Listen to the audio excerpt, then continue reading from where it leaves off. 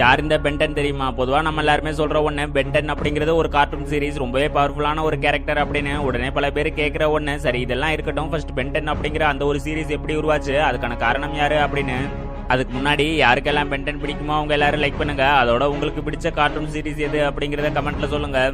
First இதெல்லாம் இருக்க, அமெரிக்காவை சேர்ந்த தன் கண்ட்ரோலே அப்படிங்கிறவரும் அவரோட ஒரு சில ஃப்ரெண்ட்ஸும் சேர்ந்து ஒரு கார்ட்டூன் சீரிஸ் உருவாக்கலாம் அப்படின்னு முடிவு பண்றாங்க. அதுக்காக ஃபர்ஸ்ட் டைமா கார்ட்டூன் நெட்வொர்க் ஸ்டுடியோவோட மேனா பாக்சன் அப்படிங்கிற ஒரு ப்ரொடக்ஷன் கம்பெனில வாய்ப்பு கேட்டு பாக்குறாங்க. ஃபர்ஸ்ட் என்னதான் அவங்க யோசிச்சாலும் கடைசியா ஒரு வாய்ப்பும் கொடுக்குறாங்க.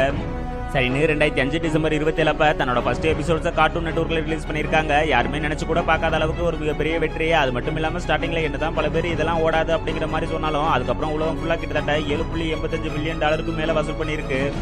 அதோட அன்னைக்கு எதை கார்ட்டூன் நெட்வொர்க்ல ரிலீஸ் பண்ண யோசிச்சாங்களோ அந்த ஒரு சீரிஸ் தான் இப்ப கார்ட்டூன் நெட்வொர்க்கு ஒரு அடையாளமாக மாறினதோட தனக்குன்னு தனி ஒரு ரசிகர் கூட்டத்தையே உருவாக்கி இருக்கு. விஷயத்த மறந்துட்டு நினைக்கிறேன். என் பேரு பென் டெனிசன்.